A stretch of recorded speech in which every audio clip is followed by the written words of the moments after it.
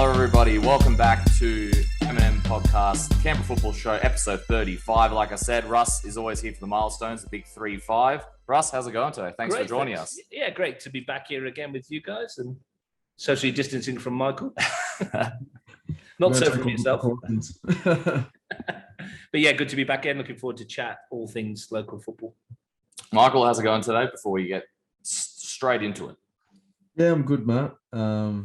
Another action-packed of football action over the weekend. So looking forward to, like always, just sort of sitting down and dissecting it all.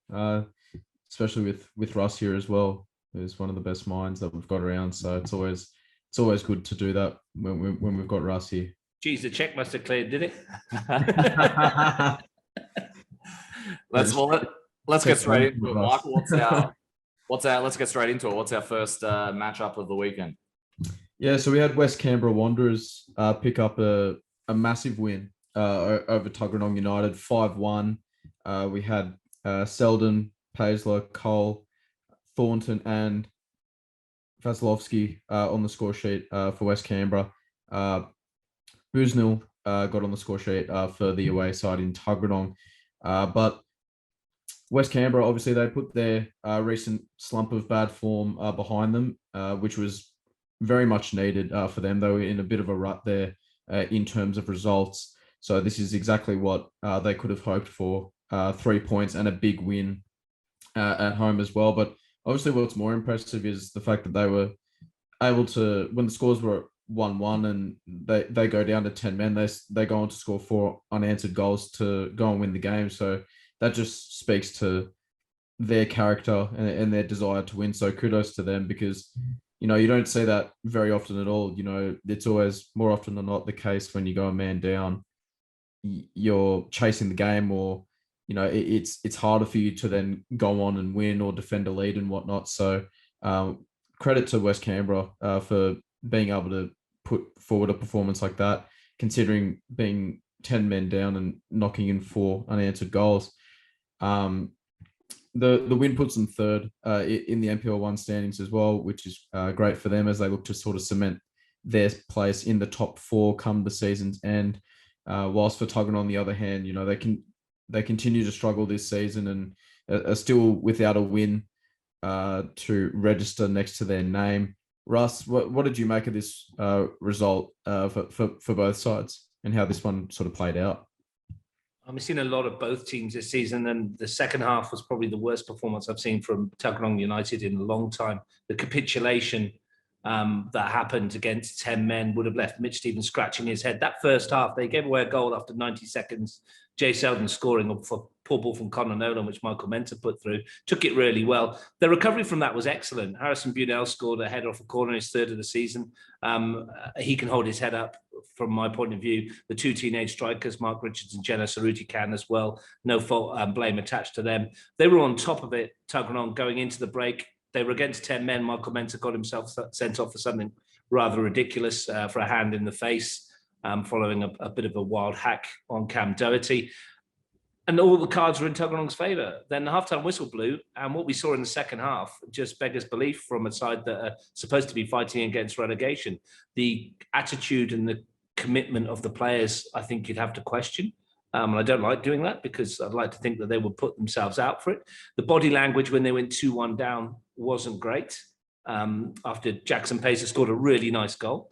And the response just wasn't there. I think Mitch and the coaching staff will be scratching their head as to how 3 points that was there for the taking turned into their worst performance of the season. Take nothing away, though, from Yoogali De Silva and his Wanderers, who took every chance that came their way in the second half and played really well on the break.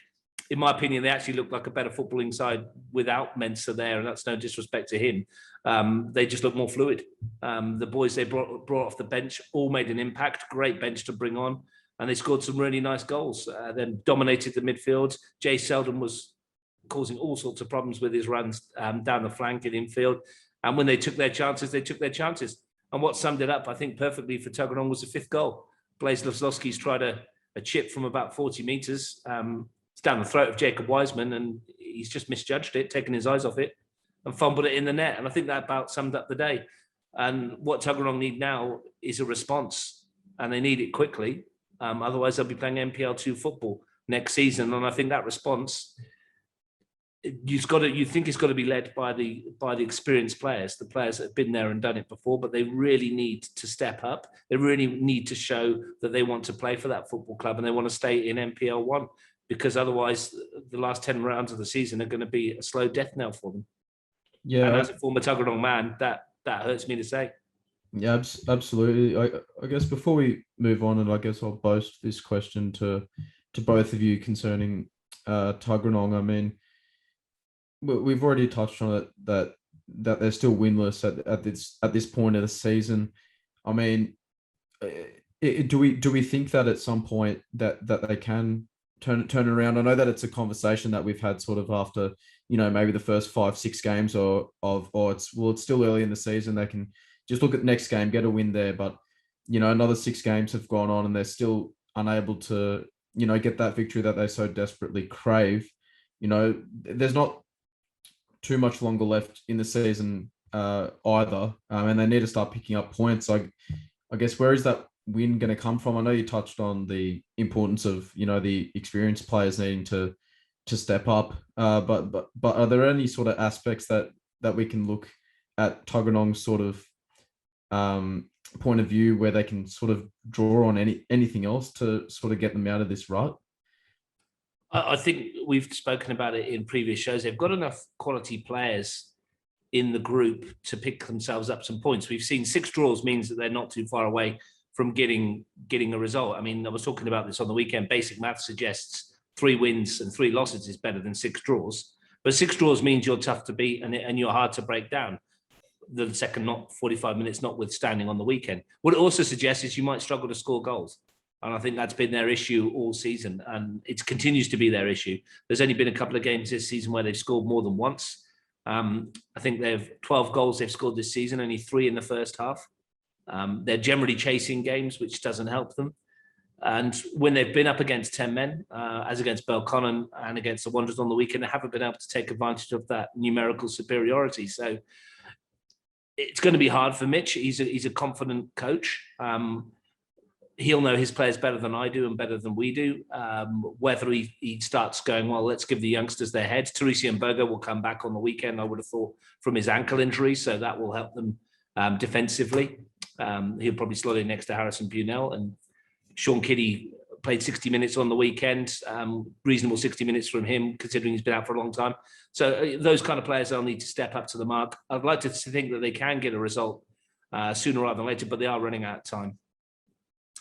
Yeah, look, before we move on, I think it's a bit concerning, especially what was put there. I think Andy sort of summed it up sort of well in his I think that little commentary bit he put up. So it's disappointing to see, but hopefully for Tuggeranong they can turn around soon, because even just as neutrals as well, you want to, whoever gets relegated, you want to see it go down to the wire. You don't want to see it, with 8 games or whatever to go, seeing that final, relegation place solidified, especially in its first season back. We want to see it go down to the wire. So I hope Tuggeranong United can bounce back soon. Can I just make a quick point on the Wanderers, though? I just want to say to the Yoogi's team that they were really good in the second half. Yeah. Considering they'd lost a couple of games before this one, the fact that they managed to pick themselves up off the canvas, having seen their early lead disappear down to 10, they were up against it. Their response was extraordinary. I think he's built a really good squad there, and all you can ask for his substitutes is to make an impact. And he's got people like Ben Obst, who came on, Zadam Mutlu, and they all made an impact. Blazeslav Slowski comes on, scores a goal. So yeah, congratulations to Yoogali and his team, and that 3 points for them is a big 3 points. If they can get another win under their belts over the next couple of weeks, they'll still be in that mix for the top 4. Yeah. Well done to them, especially with Penny leaving as well. It seems like the people who've come in to replace him have just, like Mutlu and whatnot, have just stepped up. Yeah, it's a good. They've acquired some good players, and I think as I spoke to Yoogali about it in the weekend, he said it's 1 step backward for 2 steps forward at the moment for them, and that's a good thing for them, and a great result for the Wanderers. Whatever he said at halftime in the changing rooms, perhaps say a bit more of that, Yoogali. We'll see a lot more goals. Yeah, that's right. 100%.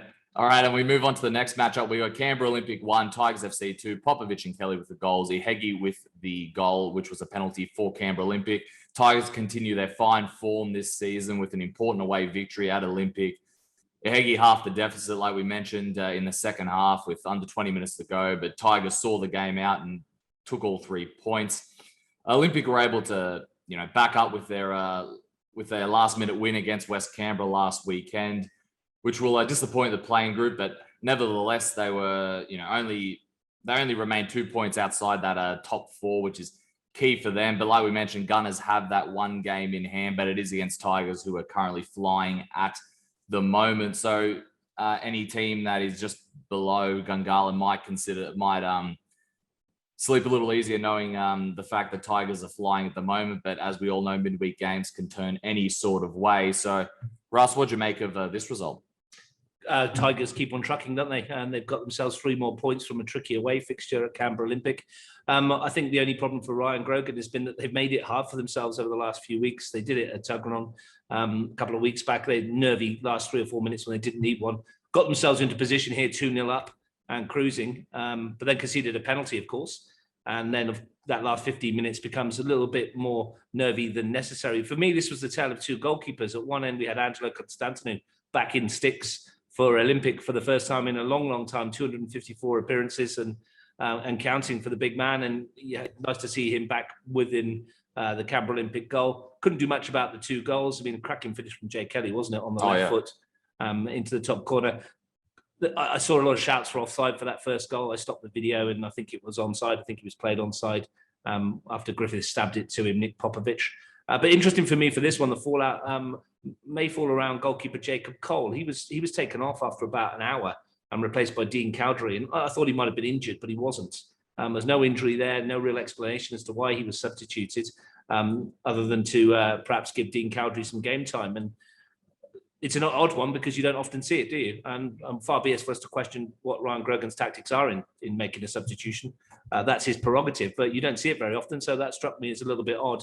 As it was, though, 3 more points for the Tigers, and they keep winning. And again, we've been to Olympic a couple of times. Yeah. You've been with me commentating on games. It's a tough place to go, and that team that Robbie Cadnach has got, they keep fighting to the very end. They work so hard. They don't give you a minute's peace, do they? No. So I think that's a really good 3 points for the Tigers. And as you said, it keeps them on that coattails of Canberra, Croatia. Makes that Gunners game whenever they play that one. I'm not sure they've sorted that date out yet. I'm not sure. Tigers Gunners rearranged game. That's going to be massive for both teams, judging by the results we've got. But yeah, good 3 points for them. Olympic need to pick themselves up again. I'm sure they will. Just confirms their up and down season, doesn't it, with Canberra Olympic? Bit of a yo-yo side, but they've got points on the board, and that's the most important thing. And what do you think about the they've added some depth? What do you think about the new depth they've brought in with Oida and with Fabrizio? Yeah, where are they going to play them? I mean, it's incredible, isn't it? Daniel Fabrizio was on the bench on the weekend. He came on for his first start for the Tigers. Nico Oida will be available soon to play for them as well. You chuck them into that group that they've already got. You've got Rocco Stricker. You've got people like Jared Tonini on the bench. Julian Borgner might be on the bench. You've got Sam Whittier, who can't get a game at the moment. There's so much attacking quality in that side. It beggars belief. Rocco Stricker, and then you go further back. It's such an incredible team that Ryan Grogan's building there. They're building for the FFA Cup. They brought in some quality players for that competition. They've been handed a tricky zonal group, I think, that we saw with all the teams from New South Wales and Northern New South Wales. I think there's 12 in that group, of which 4 are A-League teams. So they're going to get a tough draw as it is. But having those players who've experienced the top flight of NPL around the country is certainly going to help them. I'm looking forward to it. Should be a cracker, and we look forward to when that draw is announced. Michael, what's our next matchup? Yeah, so our next matchup, we had Canberra, Croatia. Obviously, the top dogs in the NPL1 at the moment, getting an emphatic win at McKellar Park at the expense of Belconnen United. We had goals from Ugrinic, Taneski with 2, and Barak with a goal as well. They ran right at McKellar Park, a dominating display, which we've obviously seen quite a few times this season when they're firing on all cylinders, especially when they sort of get that first goal as well. They're a very hard team to stop once they build a little momentum, put the ball in the back of the net, and then it really allows themselves to sort of free up even more and attack. So I think they obviously didn't let the absence of the returning Thomas James last week, affect them. That they're able to stay strong. As I mentioned, they, still have quality in abundance to get goals even without him there. They stayed solid at the back to obviously keep a clean sheet, which I think will boast well for them as well. Tough result for Tuggeranong on the flip side of things, who are desperately trying to get themselves back into that, finals contention.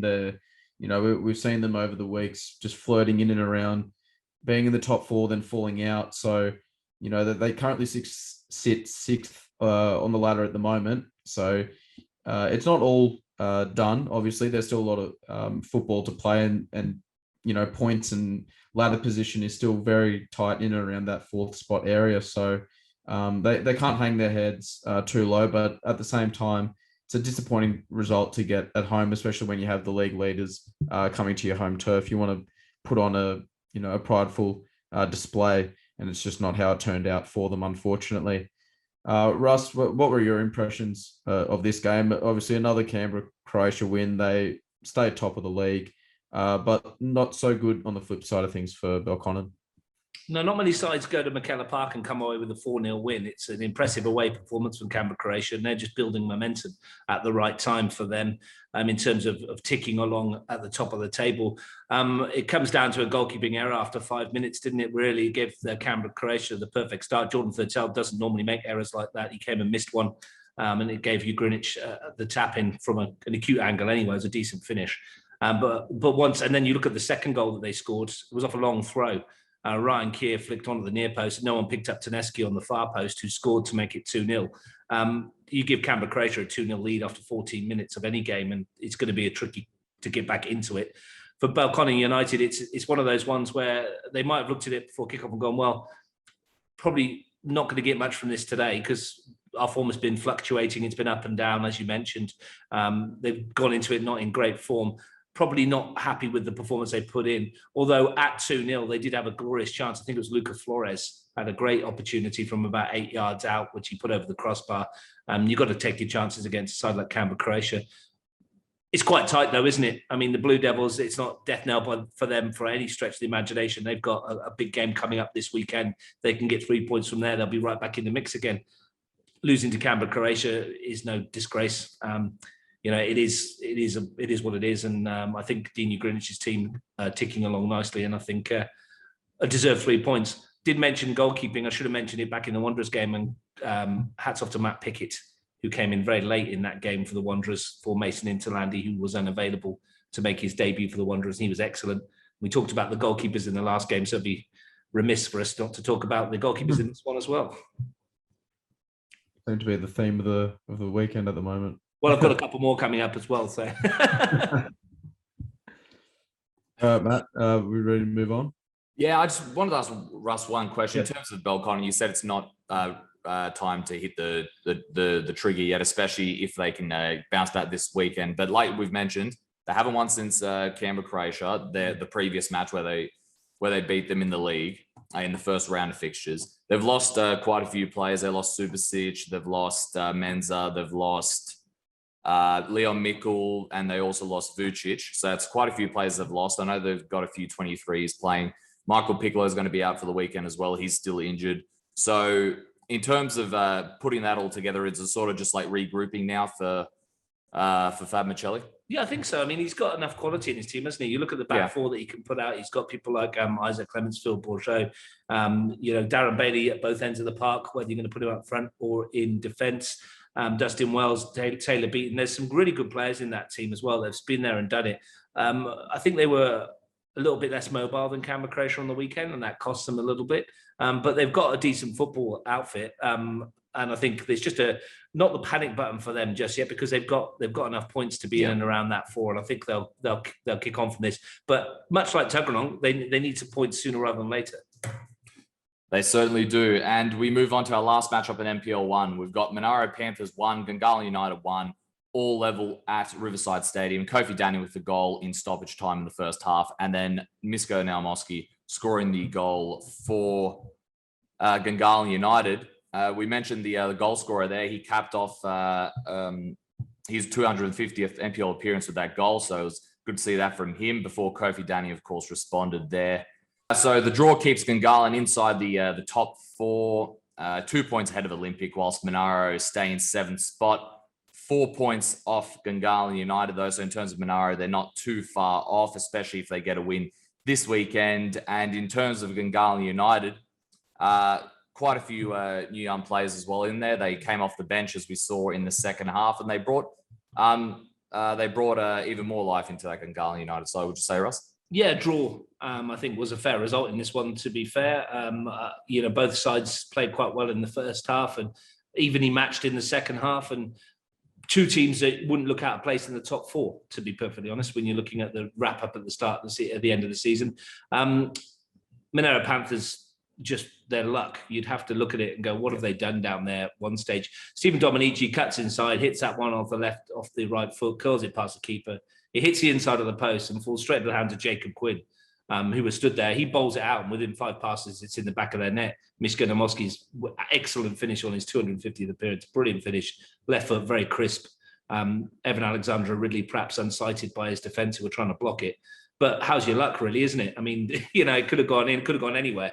Went straight to the keeper, and five passes later, it's 1-0. They responded really well. I thought the equaliser they took just before half-time was a very good goal. The build-up was good. I mean, yes, they were a bit fortunate with Habtemariam.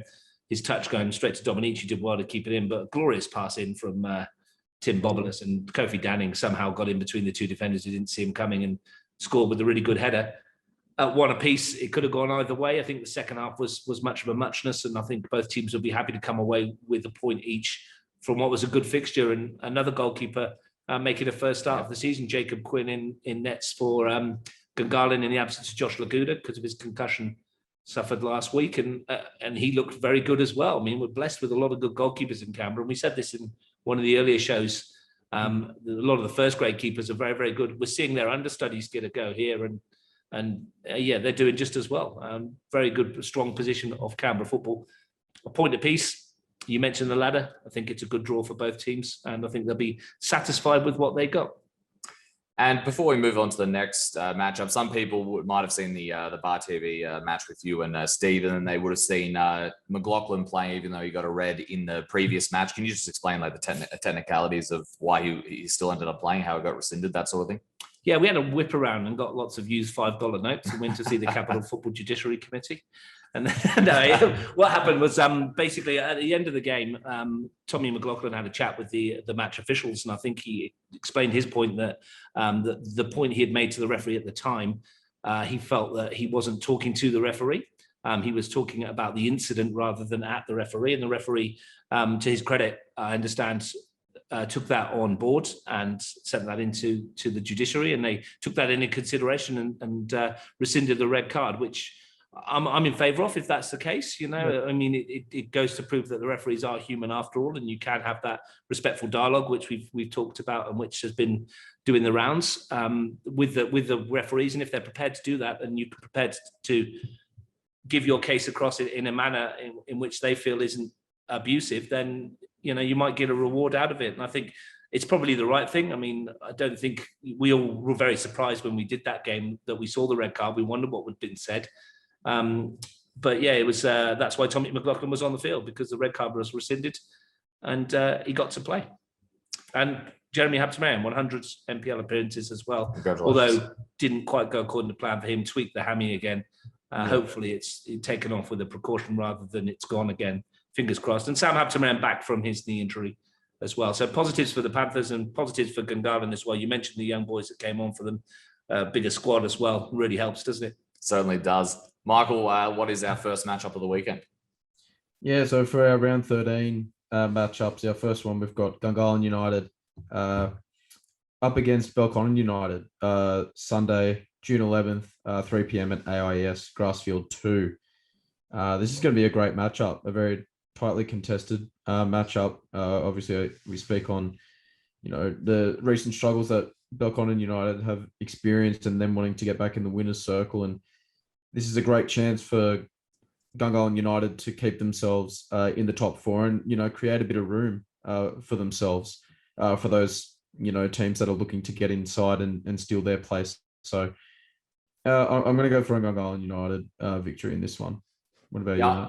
I'm going to agree with you here, Michael. I'll go with a Gungahlin United victory on this one. In terms of Belconnen, it just doesn't seem like momentum's flying their way at the moment. And even they can't seem to put their chances away as well, the ones when it matters most for them. And like I mentioned, just doesn't seem like momentum's going their way. And Gungahlin seem to be in really good form at the moment. So I'll probably go with the Gungahlin one. Any thoughts on this one, Russ? Any interesting stats for us in this one? Well, it's unofficial and it hasn't been confirmed just yet, but I believe that Taylor Beaton and Darren Bailey are both suspended, having received 4 yellow cards for this one. According to my statistics, it may not be the case because sometimes they don't get recorded. So we'll wait and see what happens. But I believe both of them might be out on the weekend, which obviously tilts the balance again in favour of Gungahlin. Even more so, they're looking in good form at the moment. They've got a really good front three in Namoski, Bernardo Madrid and Michael John. They got Dom Gianpaolo coming back from injury as well to bolster that. And a lot of the young boys you mentioned on the bench to come on and make a difference too. So everything would point to a Gungahlin win, but these two sides generally go toe-to-toe quite well together. So we'll wait and see. If I was a betting man, I'd probably tip the Gunners there. So next matchup, we've got Canberra, Croatia at home to Canberra Olympic, Sunday, June 11th, 3 p.m. at Deakin Stadium. I'm going to go in favour with the, informed Canberra, Croatia. They've been excellent all season long, especially in this moment right now. And coming off the back of that fantastic win against a side like Belconnen, it's hard to tip against them at the moment. And we mentioned Canberra Olympic. They'll come with a lot of fight. They play very rugged. They'll play all 90 minutes and they'll put forward a good effort. But I do see Canberra, Croatia getting the win in this one. Yeah, look, I do think it's going to be closer than their previous matchup. Was a 5-2 or something like that in their previous matchup in the round one fixtures. I do think it'll be a lot closer. But yeah, Canberra, Croatia is just very hard to tip against them at the moment, especially in these big matches. They seem to really step up in these derby matches for them. Any thoughts on this one, Ross? Again, as with the Belconnen news, this is also perhaps unofficial, and Matty Gerbisher might be suspended as well for Canberra, Croatia. May have got his 4th yellow card on the weekend also. So any other team, you'd say losing a player of that caliber would be an issue. But when you've got a defence as good as they've got, and they can bring in people like Subasic, who's not been playing, or Marko Vrkic, who's been in and out of the team as well, it doesn't really make a lot of difference, does it? It's such a great squad they've got. And, bad news for everybody in the league, and especially for Olympic on the weekend. Daniel Barac is scoring. Jason Ugrinch is scoring. Nick Tedeschi's found his groove now, and he's scoring. Nikos Kalfas is out injured. He might be back for the weekend, adds another string to the bow. They're just strong all round, aren't they? And it's very hard to pick against them, especially at home, even if it is in the Canberra Classico. Next one, we've got Tuggeranong United at home to Monaro Panthers.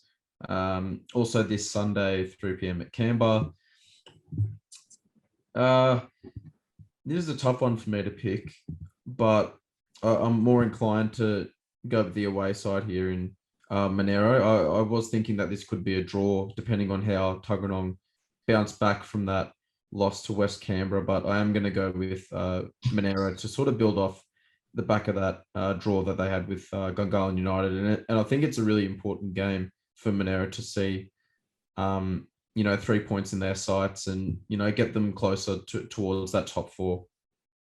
Yeah, I agree. I'm going to go with a Monaro victory on this one. Like we mentioned, momentum currently isn't going Tuggeranong's way. But in terms of Monaro, though, they should have Sam Ross Barkin back after his one match out with the accumulation of yellow cards, which is always key in the midfield for them. And then Pena seems to be doing well for them as well. He's been a really good player this season for West Canberra, of course, making the move to Monaro. So I'm going to go with the Monaro victory here. Any stats on this one, Ross? Yeah, Lasso Ulrich will be back as well, wouldn't he? He should be after his suspension as well. I think this all depends on the attitude of Tuggeranong United in the week. We mentioned it at the top of the broadcast about how I was disappointed with what they showed in the second 45 minutes. The best way to banish those kind of things is to come out with a performance, isn't it?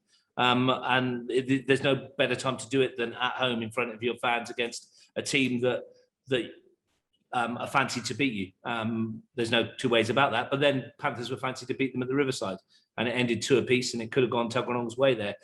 You'd have to say on current form, the way things are going, you can't see anything other than a Panthers win. But as Michael mentioned, Tuggeranong, if they get their gaming in gear, they're hard to beat. And so a draw wouldn't be out of the question here. But Frank Asia's building something with the Panthers. They're getting a bit of belief under their belt at the moment. So they'd expect to come away with the 3 points, but they'll give Tuggeranong the respect that they deserve. Absolutely. The last match that we've got for the round 13 fixtures is Tigers FC up against West Canberra Wanderers. This should be a cracking game, most certainly, especially West Canberra Wanderers, getting back in the winner's circle emphatically, coming up against a Tigers FC team just in red hot form at the moment, sitting in second position in the NPL table. I mean, they're playing some great football at the moment, Tigers FC, and I'm going to pick them in this one as well to get the 3 points. But I mean, it'll be tough because of how West Canberra Wanderers played last week. And I mean, if they can maintain that sort of effort to translate over into this game against Tigers, I mean, they're going to be a tough proposition for the Tigers. And we sort of talk about the Tigers sort of lapsing in and out of games. Russ, you mentioned them being 2-0 up, looking cruisy, and then giving away a penalty to get Olympic back into the game and giving them a chance to, to obviously draw. And thankfully for them, that didn't end up happening. But it's just little things like that they have to be wary of in this one, especially against the West Canberra team that have so much quality as well. But I am going to go with the Tigers FC win in this one. Yeah, I agree. I'm going to go with the Tigers FC in this one, but it's not going to, like you mentioned, it's going to be very close. I don't think it's going to be anywhere near the same scoreline as it was in the last round of fixtures, where it was heavily in Tigers' favour. But with the performance that West Canberra put on this weekend against Tuggeranong, I don't think a draw will be out of the question, but I'll stick with Tigers on this one. Russ? Yeah, they'll have the belief, won't they? The Wanderers that they can go there and get something, and that's what you need when you go to Nigel. We've mentioned it before here. Again, I keep saying it. The surface down there doesn't help. Doesn't help either side, and I don't think it helps the Tigers, does it? I mean, in the way they want to play, but it's a home game for them. That's going to be a really good game to have a watch of, I think, and I think there'll be plenty of goals in that one. I do think if there is an Achilles heel to the Tigers team, it could be that they're a bit susceptible to pace, to real pace, and I think Wanderers have got that in abundance in the front three, especially with Jay Selden. He causes problems for everyone. So whether they can make that count will be the question. Tigers full of goals, full of confidence. You'd expect them to come away with a win. Hello, everybody. Welcome back to NPLW. We've got Jeremy Magan back on, bracing it. He's a little bit sick, but that's all right. He's a trooper today. Thank you for coming on, Jeremy. Greatly appreciate it, mate. No worries. Thanks for having me. I'm not sure everyone understands what I say in general, so it's just going to be a little bit harder right now. Bringing the banter as always. Let's start with the match we were at, and maybe that's how you got sick up on the scaffold there at Deakin. Canberra Croatia 3, Belconnen United 1. Hagan, Gill with 2 goals, and Backhouse with a goal for Belconnen United. Very dominant performance from Canberra Croatia, especially in that second half, it's safe to say, Jeremy. In terms of Belconnen United, it wasn't their best day at the office, especially against their arch rivals. That's now 3 losses in a row in terms of the competitive fixtures, not in a row. And Belconnen United did get a victory in the Community Shield, but that was before the season started. It was before these 3 losses. But they did have a good response, though, when Canberra Croatia went 2-1 up. Less than a minute later, Backhouse scored the goal. We thought that was going to be more better things for Belconnen United heading into that second half, but unfortunately for them, it wasn't.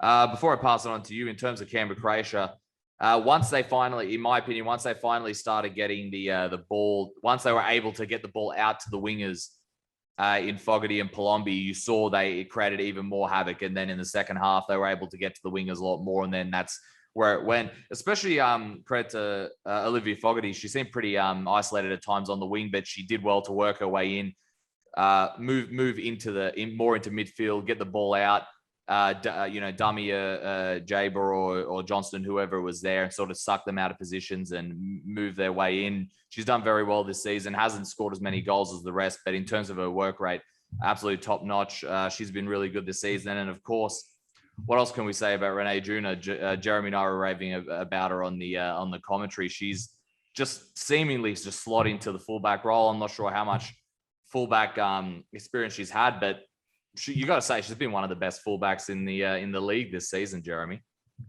Yeah, exactly. And the first time I've seen her play. I think Maddie Moore was with me on the commentary, and he did say that he knew how good she was and that she was a great prospect, and that she was promising, and she definitely shows us right now all those promises. And yeah, like you said, she slid in seamlessly, and I don't know how many balls she intercepted on Saturday, but it looked like every time they were looking for their left wing, you had Ronnie Junal jumping in.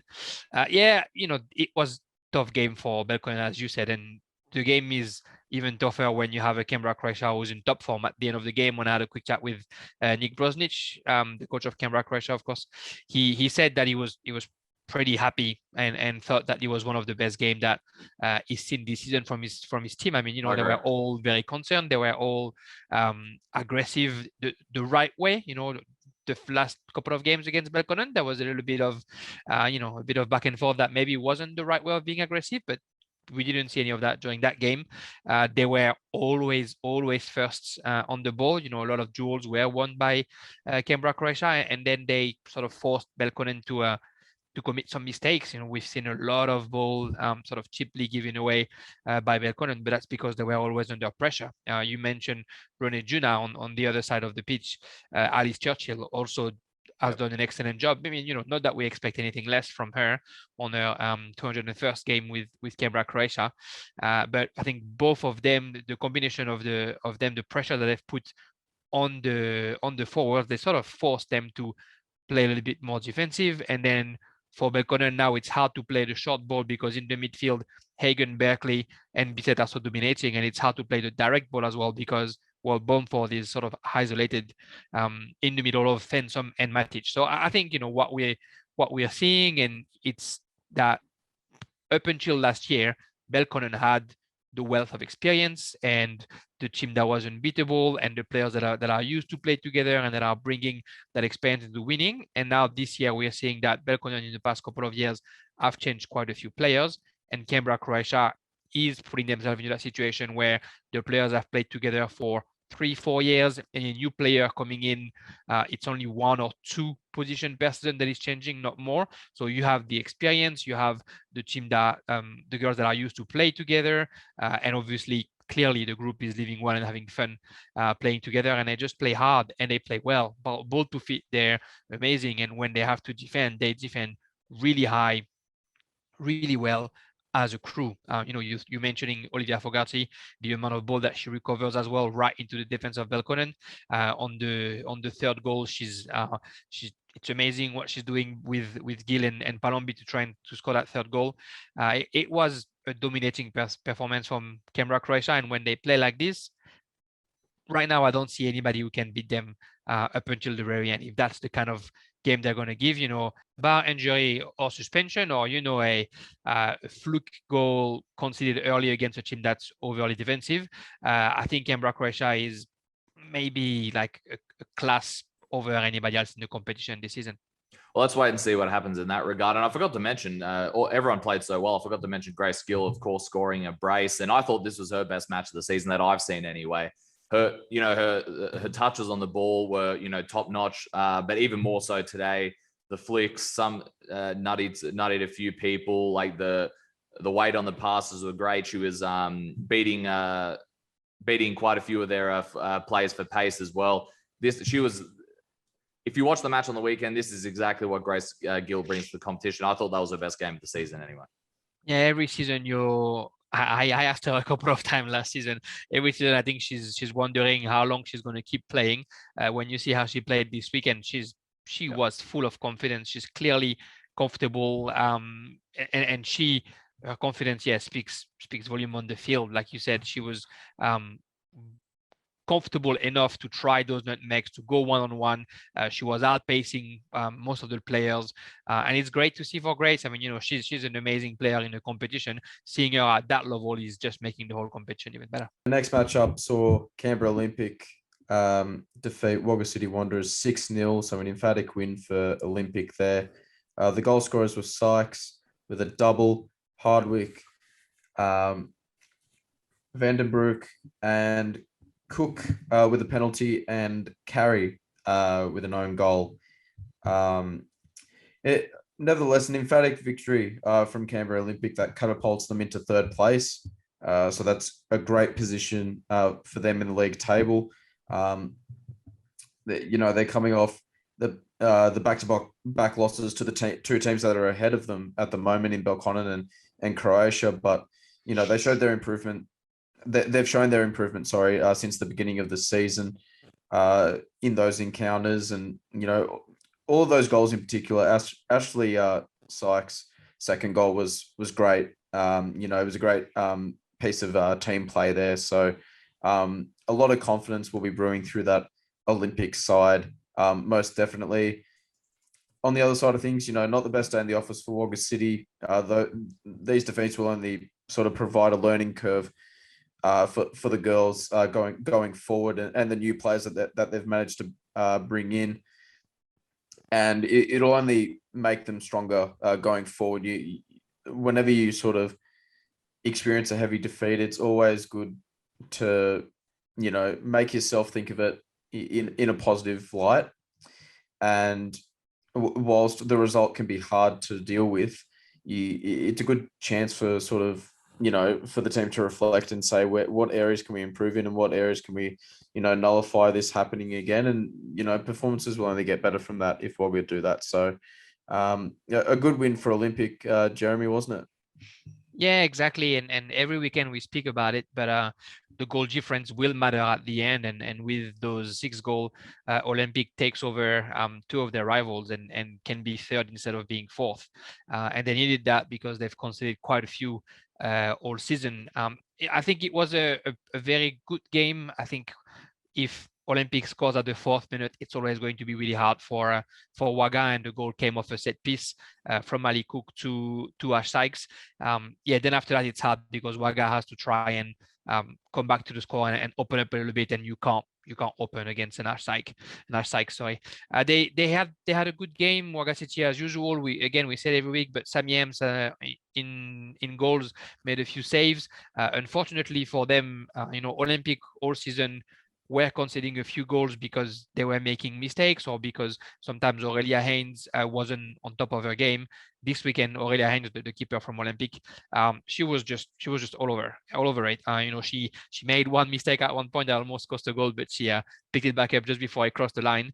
But whether it was in front of Christina Grauer Campos or in front of Brande Buick, she just had the best save that she could get, and probably the best game that she's had this season, Aurelia Haynes, which is very very reassuring for Olympic as well, because we know how good they are offensively.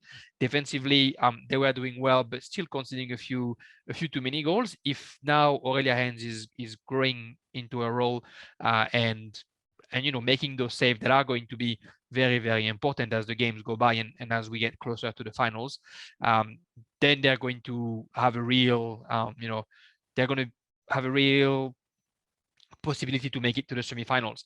For Wagga, we said it before, Sam Gray is struggling to have a strong 20 players week in, week out because of injuries and the like. The team played well. At the end, it just looked like it was too much. You're talking about the importance of the score, Michael, and how it's important when you concede 6 goals to bounce back. They need to bounce back and to fight themselves. The scenes that after the 6th goal where Carrie, she scores her own goal and then she just asked to be subbed because you can see her head is down. It's heartbreaking to see, but yeah, it's just going to be. It's a young club. It's a young team. They're working well. They're going to get their break against another team, then Tuggeranong, that they already beat twice. It's just they're learning the hard way right now, and hopefully they'll be able to bounce back. But Canberra Olympic is definitely getting strength as the season goes. The next matchup is Gungahlin United 3, Canberra United Academy 2. Pennyfield, Natalie DeMarco with 2 goals as well, and then Christopherson and Perry with the goals for Canberra United Academy. Very big win for Gungahlin as it puts them only 1 point off the top 4 now, and they are in 5th place. And they did it without Michelle Heyman as well. Correct? Okay. So I just wanted to make sure that was correct. Erica Pennyfield scored one of her signature strikes from just inside the box. over the keeper's head. Very good stuff from her. And Natalie DeMarco, both of her goals, she sort of just poached up front and took advantage of the two fumbles from the keeper. Another loss for the CUA though, which means they haven't won in their last 5 matches now. They haven't won since they got that massive victory over Canberra, Croatia. So this now, but this loss though, compared to the others, is probably the most significant for the CUA because now they're out of the top 4 and they're in 6th place. But in saying that though, they're still only 1 point behind the top 4. But like we mentioned, first time out of the top 4 in a very long time for them. Thoughts on this one, Jeremy? And more important, after you give your thoughts, please let me know what your thoughts are on CUA Academy because it seems like a bit of a free fall at the moment. Yeah, exactly. Massive win for Gungahlin. We said in the pod that we thought they had a good season, but they were not able to get any points against any of the top 3, top 4. And now they get a very important win because without that win, they would have stayed again too far from that top 4. We expect them to finish at the end. And without Michelle Heyman, like you said, the team played well. The 2 goals from Natalie DeMarco, although it's great for Natalie because they are poacher's goal and real striker's goal when she's not a striker. Coming off a mistake from Queanbeyan, which we didn't think we were going to see this season after the amazing start that she had in the competition. But Gungahlin just plays better and better as the season go and plays what we expected them to play at the beginning, right? Finally getting into what their football is. The academy, I think, had a good game, minus conceding 3 goals. They play what we expect them to play. They play with a lot of intensity. There's a bit of issue finding the strikers from the midfield somehow, although those girls have played together for a while. Sofia Christopherson has to go and get the ball more often than what you'd like her to be. You'd like her to just get stuck on her wing offensively and wait for the ball to come so that she can finish. There's a bit of struggle offensively for the academy. They'll tell you that they're not here for the result. They're here to develop the players, and so they're not going to be worried too much about not getting the results. But you expect a little bit better from them, and right now you expect better from them defensively, because that's what it's hurting right now. They're conceding more goals than they're scoring, obviously, because they're losing. So that's what they want to avoid. And with Chloe Lincoln, what we've seen against Canberra, Croatia, we thought that they had this really, really strong goalkeeper that's unbeatable. She's only human, so she's making some mistakes as well. But it's a free fall, like you're saying. 5 games without a win. What was the win against Canberra, Croatia? Like a bit over celebrated? Did they see themselves too good? Maybe for a minute the players maybe forget to listen to their coach and thought that they've made it and now they're going to be able to win every single other game because they beat the best team. Knowing the work that Vinky Lincoln wants to do with her team as well, you expect them to bounce back, and she's definitely going to put a little bit more defensive discipline within that team to make sure that those goals don't happen, that everyone is focused 100% of the time, because Natalie DeMarco does really well getting those goals, but there's no defender anywhere close to Chloe Lincoln to try and protect her in case she fumbles the ball, which is something that's an easy fix, right? In addition of this, plus getting a little bit more a better execution offensively, they have the talent: Anna Hunt, Sofia Christopherson, Nikita Perry, who scored this weekend, of course, Tasha Grove in the midfield. They should be able to get better result than what we're seeing now. Against Gungahlin, that's in that type of form, it's always going to be hard, but they'll want to bounce back straight away this week. I certainly will. And talking about teams in a good form at the moment, West Canberra Wanderers, Michael, getting a victory this weekend. What were the circumstances of it? Well, it was heartbreak for Tuggeranong United. Yeah. That's what it was, Matt. West Canberra Wanderers come away with a 2-1 win at Tuggeranong. Goals for Whitfield and Mackenzie late in the second half. Well, not too late, 75th and 82nd minute, but you're taking that into context with Tuggeranong United, who opened the scoring through McGee in just the second minute. And last week we talked about how close they were to getting a win, Matt. And the exact same circumstances were there again against West Canberra. It looked like, they had 15 minutes there to continue to hold on to get that first win of the season that we all want to see them get. But unfortunately, it's just not the way that it played out. The football gods just weren't on their side, unfortunately. They obviously led for a majority of that game, and even after they conceded, they scored a goal to get the lead back, but it was disallowed for a foul on the goalkeeper, which is just really unfortunate. And then obviously West Canberra go on to score the second goal and take the 2-1 win. They'll be happy to.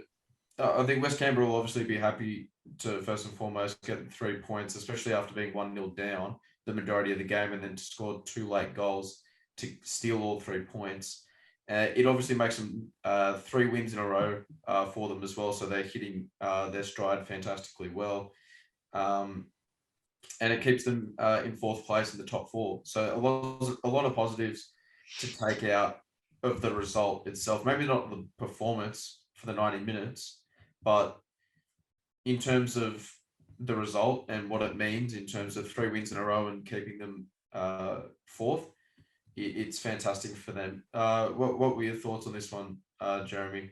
Obviously, I touched on how heartbreaking it's been now for Tuggeranong the last couple of games, but I mean, they've just they've turned things right around, haven't they? They're putting in some fantastic performances, and you can't help but feel that hopefully one day this effort and courage and drive will eventually get them a win. Yeah, hard work pays off, and we're seeing it in the last couple of weeks for Tuggeranong, where finally they almost get the result that we think they deserve. You live and you learn, I guess. Last week they conceded at the very end. This week they thought that they had it very early on, and then they're able to hold off for a good hour and something, and then they concede twice again, and they concede twice on like a set piece and then a ball across. It's hard because it's also where we think that they're the best defensively, right in the middle of the pack with Ashley Condon. It's really hard for Tuggeranong. We really thought that they were having it, and then like you said, when they do score that second goal, it is disallowed for on the keeper. So when it doesn't go your way, it doesn't go your way. Disheartening, but they look like they've shown us how hard they've worked even against the best team, even when they were down 2-3-0. So I'm sure that they're going to keep working hard, and I'm sure that they want the win even more than we want them to have it. So I have no doubt that I'll keep fighting for it. For West Canberra Wanderers, it's great, no more Jaber, no more Stanbury, and they keep getting results. They are struggling to get that result in Tuggeranong. They have to wait until the last 15 minutes, but they're showing that they have spirit. They're showing that they're going to fight together until the end. Sarah Whitfield, who's the centre back, is found all the way at the top to make sure that she can bring her team back into the points. And now they're still in 4th place, like you're saying. If they keep working that hard, and if they keep scoring goals when it mattered most, they'll keep getting points, and they'll show everyone that they are a good group of players that was put together by Zema Stanbury and is still staying together despite whatever happens in the middle of the season. So it is a good result. You could see the happiness in the troops after the goal from Mackenzie. Alex Mackenzie screamed in the middle of the box, and everyone jumped on her. Even Janet King ran all the way through the fields to hug her. So it was a relief, and they were happy that they fought that hard to be able to get the 3 points, and they get them. Absolutely, Matt. Yeah, on that.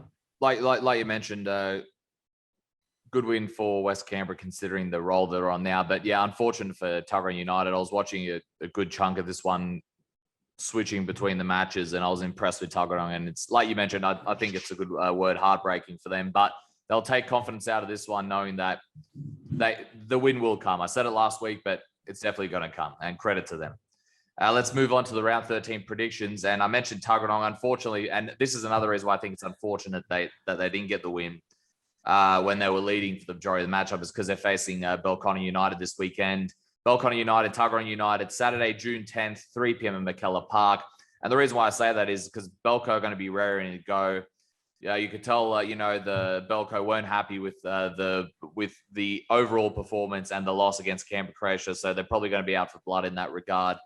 So I'm going to go for Belconnen United win. But in saying that, though, there's no reason to say that Tuggeranong United won't show up and be just as solid defensively as they were in that matchup against Canberra, Croatia in the first round of fixtures, where it was 2-0 for literally 80 something minutes, and they were very impressive defensively.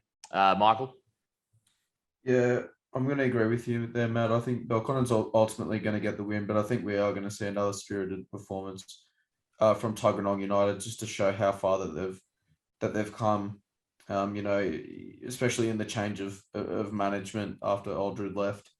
They've looked at a rejuvenated side, and they're putting in some great performances, although, they've gone through some heartbreak over the last couple of weeks in terms of just looking for that elusive first win of the season. I don't think it's going to come against Belconnen United, but it'll still be a tough game. They just have to remain defensively disciplined for as long as they can. Like you mentioned there, Matt, before, about how they were able to do that for large parts of their last game against them. But I do think Belconnen will win. Jeremy?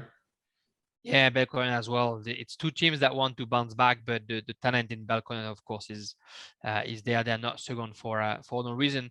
And then seen what happened last time Canberra, Croatia faced Tuggeranong, and Canberra, Croatia won 12-1, which gave Canberra, Croatia the lead again.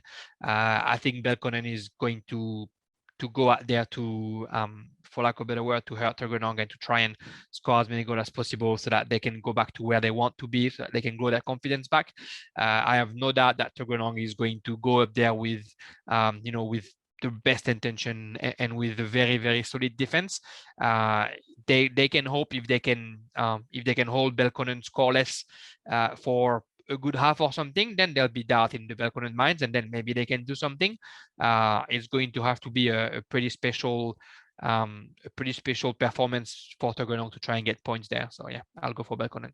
And next matchup, we have West Canberra Wanderers against Gungahlin United. This should be a very interesting one. Sunday, June 11th, 12:45 p.m. at Melrose Synthetic.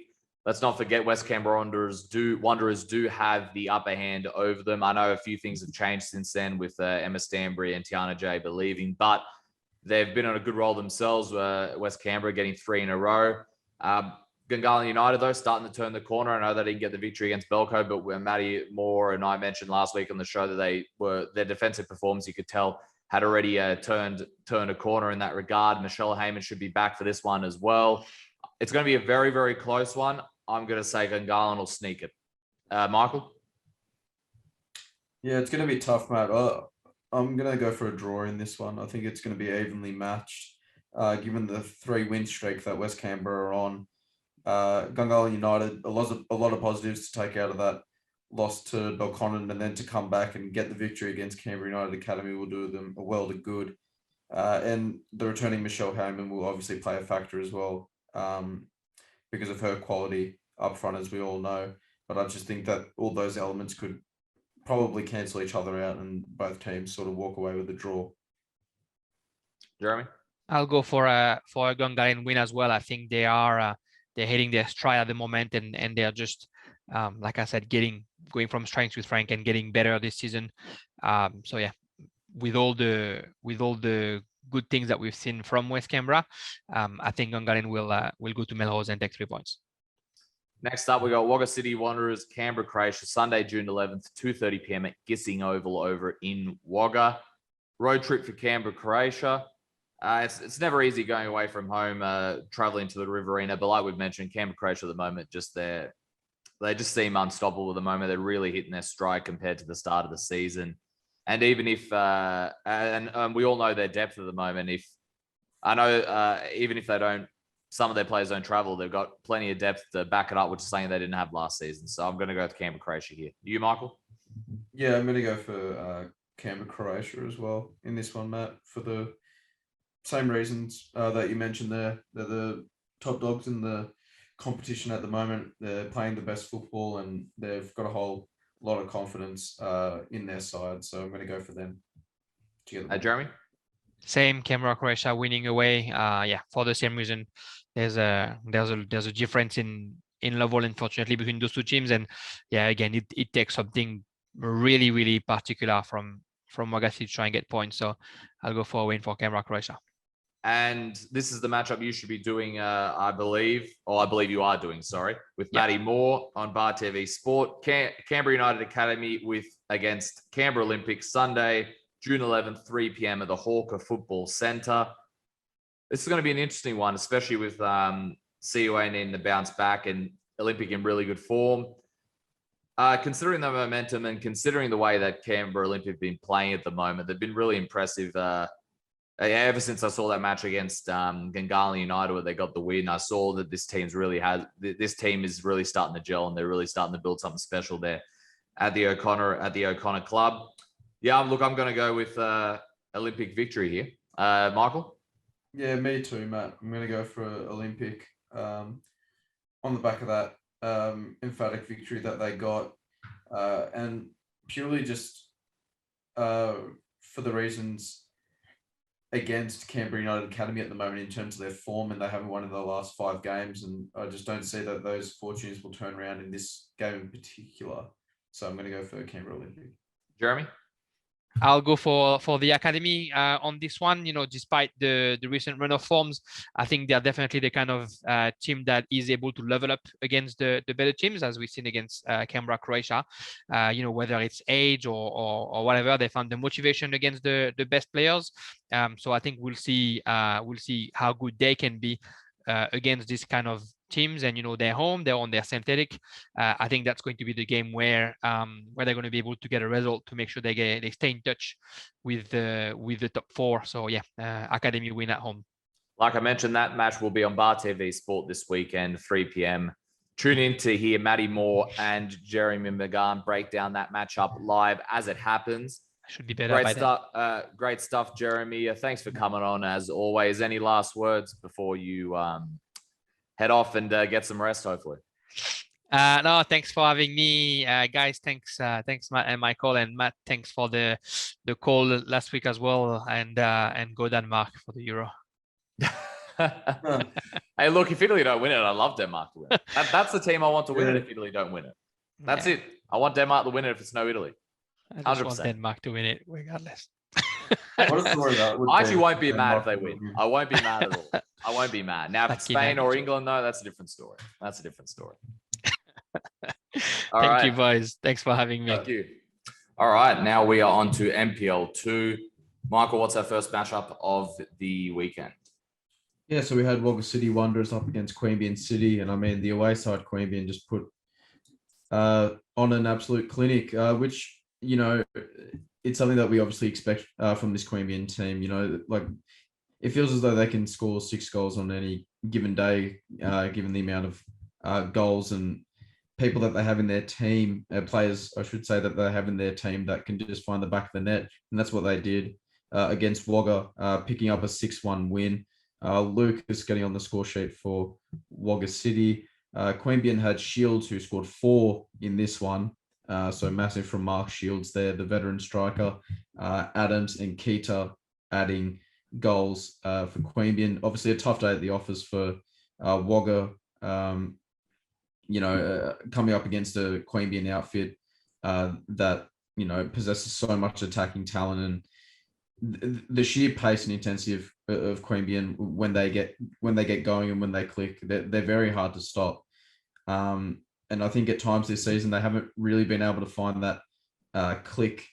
I think in the important games as much as they would have liked, but regardless, in this matchup, they were extraordinary, and it's exactly the win and the momentum that they want heading into, the O'Connor Knights clash that they have, that we'll delve into when we talk about the previews a bit later on.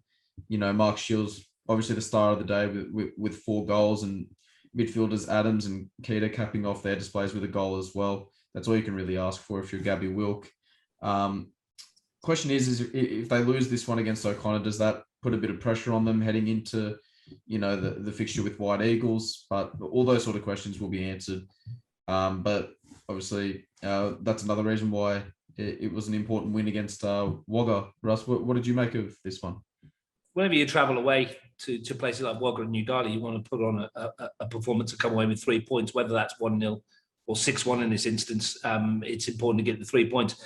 A statement of intent, to be honest. Mark Shields scores 4. I think that's 11 in his last 7 for the striker now. Puts him joint top of the Golden Boots with Sam Carter's at ANU with a dozen apiece. Michael Adams has now scored in 5 successive matches. So he's finding his mojo at the right time of the season as well. It's a pretty impressive display, isn't it? I mean, Wagga City at home, I haven't got the figures to hand, but their record's not too bad. It is tough to go there. Not many sides go there and win 6-1. And it's the perfect setup for Queanbeyan for this weekend's match against O'Connor Knights. With your star striker scoring goals, your creative players creating goals, your defence not conceding many. Looking good for Wagga City. As you mentioned, tough day at the office. It is a tricky one for them. They're this season as one of rebuild. We've mentioned it in the podcast over the last 34 episodes or so. It's a rebuild. It's been a rebuild for the whole of this season, to be honest. And Dave Leonard continues to build, and they will do so as well as they can. If they can keep the same group together, they'll be able to do something next season. As it is, Queanbeyan City probably need a win this weekend, and we'll mention it in a bit. Yeah, and before we move on, partly why I asked that is because, like Michael asked that if they lose against O'Connor, if that puts pressure on them against White Eagles, then they're going to, what is it, 4 points they're away now, maybe more with the match in hand. It might just start a spiral for them. That's why it's even more important. This matchup, and like Russ is going to mention, it's going to be on Bar TV. Yeah, it will be. We'll talk about. I'm sure we'll talk about that, the fixtures in a bit. But I mean, to go back to your point, yes, they a big important win. They're all important. They can't afford to drop off. I mean, O'Connor and ANU are relentless at the moment. They keep winning, and nothing but promotion will do for Queanbeyan City, I think, this season. And they need to win on the weekend. And you talk about the midweek fixture with the White Eagles. Yeah, they beat them 7-0 at home. That means nothing in those games. You know what they're like. You've both been to them. You've probably played in them yourself at some stage. They're great derby matches, and they're ones that you want to be involved in. So previous results go out the window, but they've got to keep winning, because so do these other clubs we're going to talk about in a minute. Indeed, and one of the next matches we do have, the team that Queanbeyan are going to face on the weekend, O'Connor Knights beating Western Molonglo 4-1. McCarran with 2 goals. He's on fire this season. O'Rourke and Misic with the goals for O'Connor Knights, and then Delali scored the goal for Western Molonglo. Big win for O'Connor Knights, like we mentioned, because they need to stay on top with ANU at the moment. Like Russ mentioned, they are relentless at the moment with both teams. Like we mentioned, also gives them very good momentum heading into the Queanbeyan matchup. Tough day at the office, Western Molonglo, who they're still dealing with a good amount of injuries. But like I mentioned in the interview with Ned Jeans, which you can see on the Facebook page there, they have had a good sort of spell. They got the win, of course, over Wagga City Wanderers away from home. That they did fall to Brindabella in that catch-up 45 minutes. Like we mentioned, the catch-up 45 minutes is always a bit of a tricky match to play, because it's not exactly a full match, is it? So, but let's not forget, this was also a matchup where Western Molonglo actually drew with O'Connor Knights in the first standard of fixtures. So, Russ, what's your thoughts on this matchup? Good win for the O'Connor Knights. Western Molonglo is a tough team to play against. They've not been as good defensively this season as we thought they were last year, and which is a shame, because they've got it right at the other end, haven't they? And in Abdulrahim Delahi, they've got a young striker that seems to be scoring every week. Unfortunately for them, they're not keeping them out. They conceded the 4 on the weekend. They conceded a couple in that rearranged game you mentioned, 4 in that rearranged game as well, which probably won't give Ned Jeans very sleepless nights as well, conceding those goals. But it's O'Connor Knights, and they're a tricky side to play against. They've got players that are in form. They're winning games, aren't they? They're 31 points, I think it is. Is that right? Or 34, 31 points. Same as ANU. They don't lose many. They've got goal scorers around the park. And I saw the 4th goal. Was it Misic to Misic? A little backyard player football between those two, and a nice finish as well. And the Knights, good value for their win. Western Molonglo will need to regroup again for this weekend. And if Ned can get it right at the back, which he's shown he can in the past, they've got enough quality over the field to cause problems for other teams. Yeah, I agree. It seems to me that Western Molonglo also seem to be getting their mojo back in terms of going forward, like you mentioned there. And they have over the past few weeks. And Ned mentioned in the interview, I suggest you go watch. He's very honest. He said he felt he got things wrong as a coach at the start of the season, and they've finally started to alter the way they play. And it seems like they're reaping rewards in terms of moving forward. But like we mentioned, when you're dealing with that many injuries as a coach, it's very hard to deal with. And we'll touch on O'Connor Knights a little bit later on in the Queanbeyan matchup. So, Michael, what's our third matchup of the NPL2 round? Yeah, we had ANU pick up a victory against Brindabella Blues. That keeps them, they stay at the summit of the NPL2 via goal difference. We've got goals through Kagler, Carters, and Woyner. Brindabella Blues scored a spot kick through Lawrence.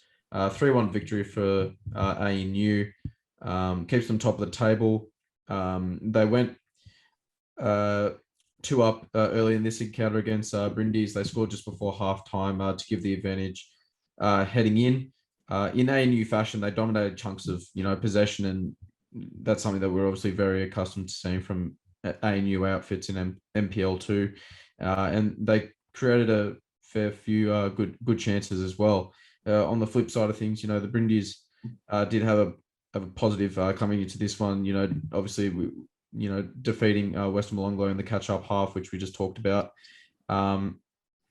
It takes them above Wagga and off the bottom of the table. And they started brightly in this matchup. They were able to force a penalty in the ANU box with Zach Lawrence obviously converting from the spot, like I mentioned, to get them back in the matchup.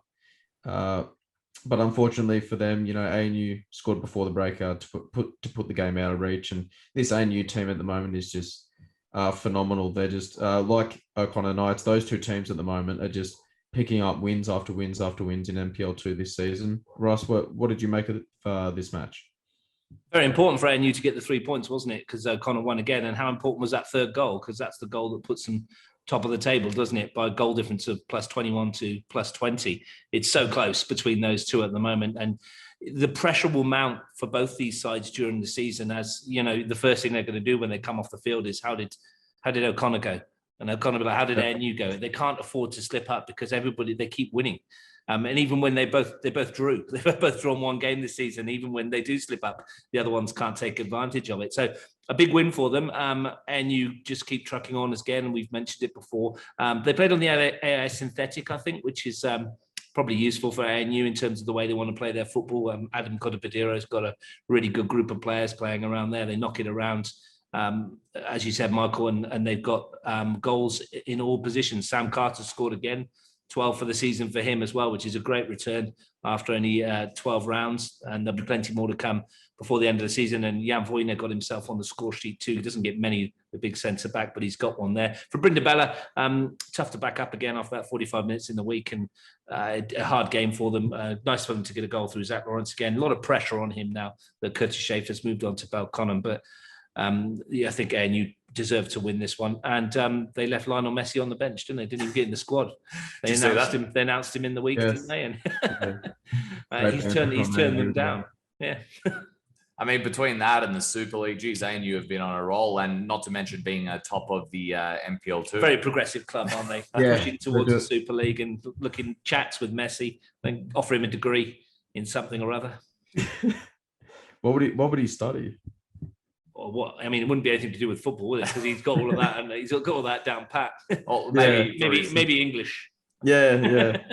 Or maybe for his post career, I don't know, maybe a business degree. I don't know enough about him off the field. He might be a nuclear physicist for all I know. I've got no idea. I mean, as long as he keeps scoring beautiful goals, I'm happy. Right. All right, let's move on to the last matchup of the round. We've got Yoogali, big victory, 2-1 over White Eagles.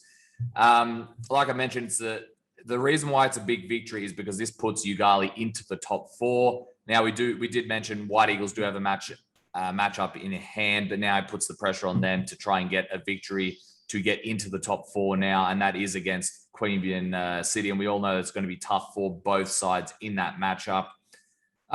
From all accounts, though, they did well to force White Eagles off the ball. White Eagles started with possession, but they kept handing over possession quite a few times due to the pressure and the way Yoogali pushing them up front. And as we all know, Yoogali like to stretch their opposition with the wide pitch they have over there at Solomad Stadium. Like I mentioned, not good for White Eagles because this drops them out of the top 4 and puts pressure on them. And some bad news for them. Ben Townsley tore his hamstring as well. I wasn't able actually to get an update on that. I was supposed to get one, and he did go get a scan today. So best of luck for him in that regard. So what are your thoughts on this matchup, Russ? Yeah, I echo your thoughts on Ben Townsley. Hope he recovers well. A critical win for Yoogali, wasn't it? You look at the points on the table, the gap between them and Queanbeyan City is 6 as it is. I mean, so effectively the top 3 for the final series are probably secured near enough, even though we've got 10 rounds to go. Those 3 pushing for that 1 promotion spot. Then you've got 2 teams playing for 1 spot, really. And with the fact that they keep winning around them and losing to the teams above them, it's vital that you beat the ones that you're playing against. And they've done extremely well to come from behind. We mentioned the away trip for White Eagles, really tricky one to do.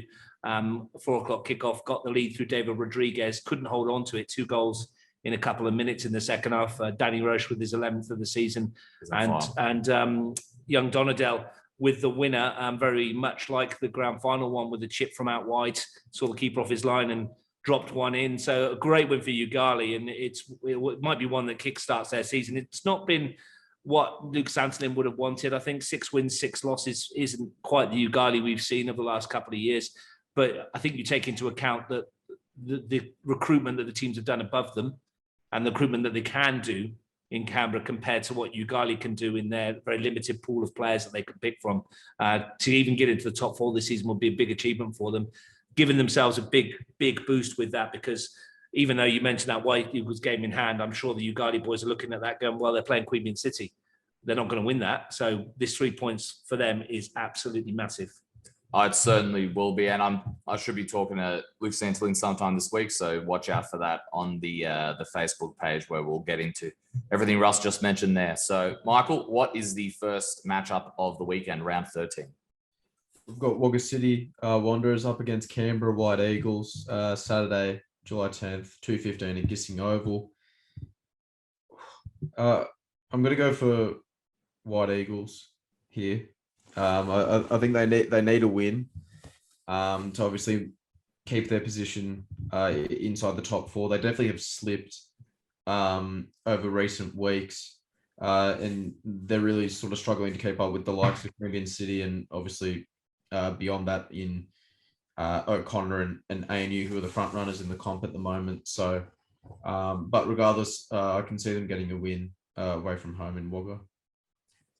Yeah, I'm going to agree with you. I'll go for an Eagles victory on this one, but I think this is going to be very close. I wouldn't count out a draw as well. Like we've mentioned, Wagga's a tough place to go, and I remember there were circumstances in the matchup between these two last time, but Wagga did get their first victory of the season against White Eagles, if I'm not mistaken, 4-2. I know there was a red card in that matchup, but you have to beat what's in front of you, and Wagga did very well that day. So I wouldn't count out a draw or even a Wagga victory in this one, but I think Eagles, like you mentioned, with the pressure on their back, they'll just be able to get one this weekend. Any thoughts on this one, Russ? Yeah, an early red card to Ryan Brose, the White Eagles goalkeeper in that one, swung it in the favour of Wagga City, but their pace caused White Eagles a lot of problems in that day. Depending on who's available, it might do so again. I mean, White Eagles don't respond too well to players that have got sheer acceleration, but as I've mentioned before in this particular podcast as well, nobody likes playing against pace. It's the one thing defenders hate.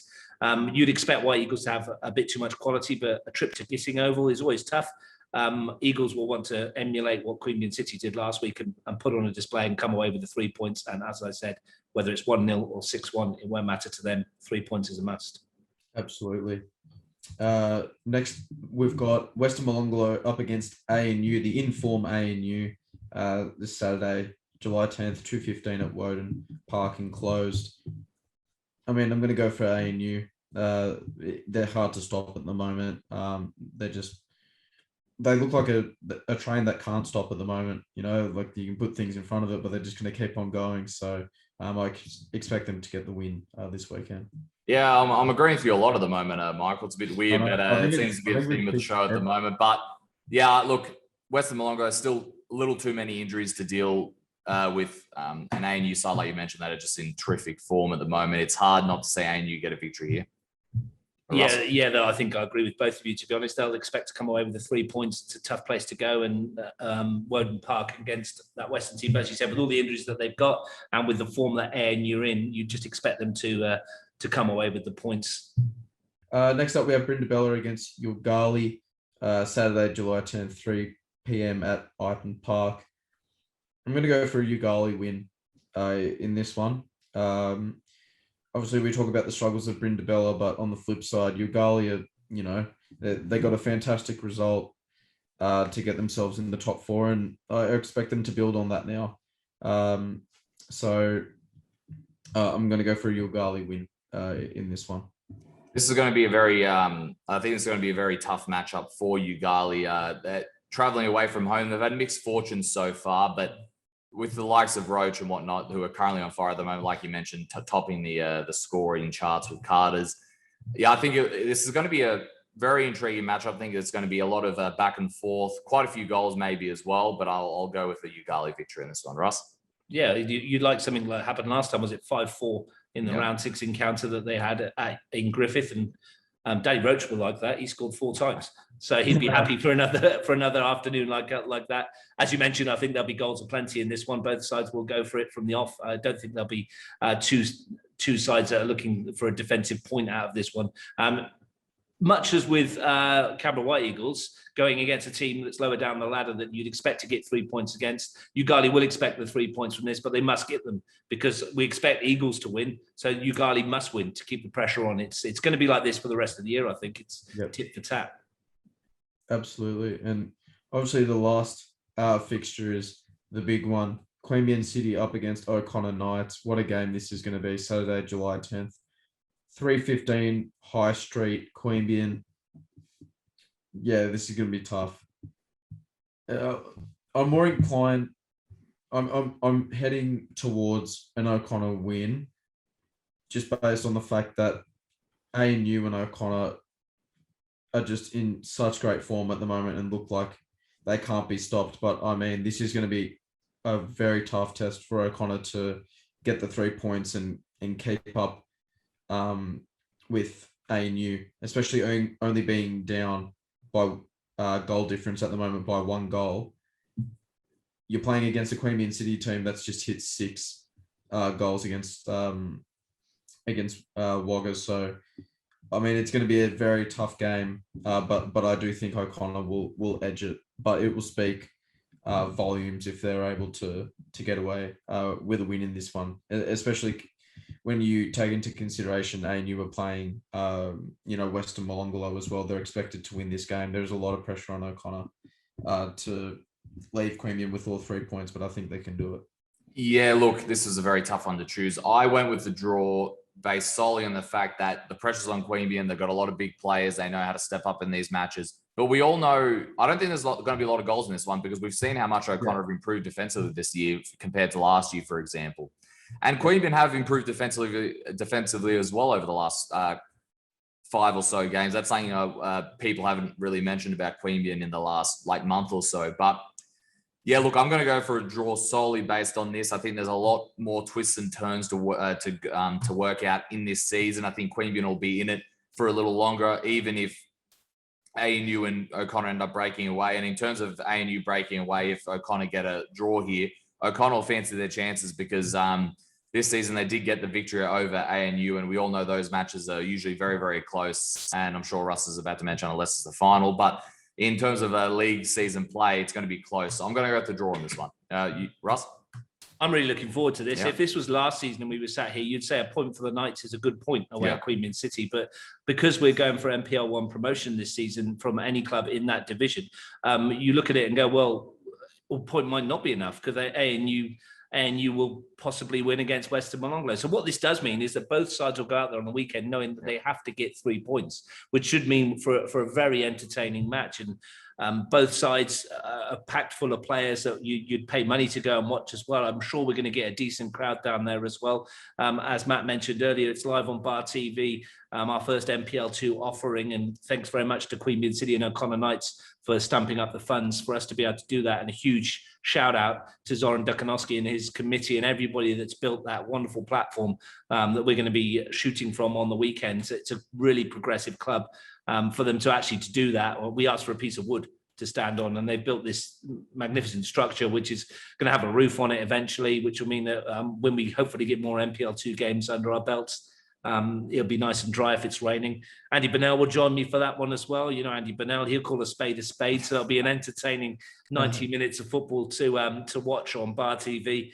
But I'd say to you guys, if you're available, come down to the game, because I'm sure the atmosphere is going to be cracking. Queanbeyan City do it well down there. They've got some good supporters. O'Connor have got some good supporters as well. I'm expecting a very entertaining football match. I'm expecting goals. I'm expecting it to go to the wire. I don't think either side's going to run away with this one, and it should be one of, if not the most entertaining game we get to watch this year. And fingers crossed, it won't be the last time we do an NPL2 this season. Yeah, fingers crossed. Hopefully it isn't in that regard. All right, that's us done for NPL2. Thank you very much, guys. And before we sign off, Russ, any last words? It's coming home. Is that where I'll be? I mean, I had to get it in somewhere. If you don't say Russ next week, that's because maybe there might be an Italy-England final, and then one of us will be at each other's throats anyway. Oh, so to be honest, if England win next week, I'll be out on the town for about a month, or for probably about 35 years till they win something again. Now they played really well against Ukraine and got the win. It was again, they probably expected to win. Looked good on the set pieces. Great defensively again, but they've got it all to do again. There's no point winning one game if you're going to lose in the next round. And Denmark's going to be a tough gig, isn't it? I mean, and you've got a tougher gig, I would suggest, against Spain. It should be interesting. I mean, it's despite how people think Spain have played, let's not forget they always step up. 4 matches against Italy, as you know, can be seen in the Euro 2012 final. So we'll see how that goes. Any last words, Michael, before we sign off? Yeah, well, unfortunately, Macedonia didn't make it that far, did they? Hey, they made the country proud, especially Goran Pandev. Exactly. To be fair, you're as good as France. So when Jeremy comes on, you could mention that to him as well. Yeah, because they're not in it anymore either, mate. So, but yeah, I thought North Macedonia, they were good to watch, weren't they? Yeah, they were. I thought they were, and their fans brought a lot to it. Look, I think it was only Macedonia and Turkey that were unable to get a single point in the tournament. But I think more or less it was just a victory in itself for Macedonia to finally play at a major tournament. So I was very proud that we were able to be on that stage amongst, you know, some of the best footballing countries in the world. And, you know, it was great to see us play against, you know, sides like, you know, the Netherlands, Austria, and the Ukraine. So hopefully they can build on that and set our goals a little higher for the next major tournament we make. And Goran Pandev scoring probably was one of the highlights of the tournament, wasn't it? Someone who wears his heart on his sleeve, and one kind of goal, just rolled it in the net. Yeah, he's a legend. He's a legend of Macedonian football. So he got the proper send-off that he deserves. A fairy tale send-off as well. It's one of the sort of feel-good stories of the Euros so far. So, yeah. It certainly was, and thank you very much, everyone, for joining us. That was the NPL2 review, and that was episode 35 from us here. Enjoy the weekend of football. It's going to be a cracker. Thank you.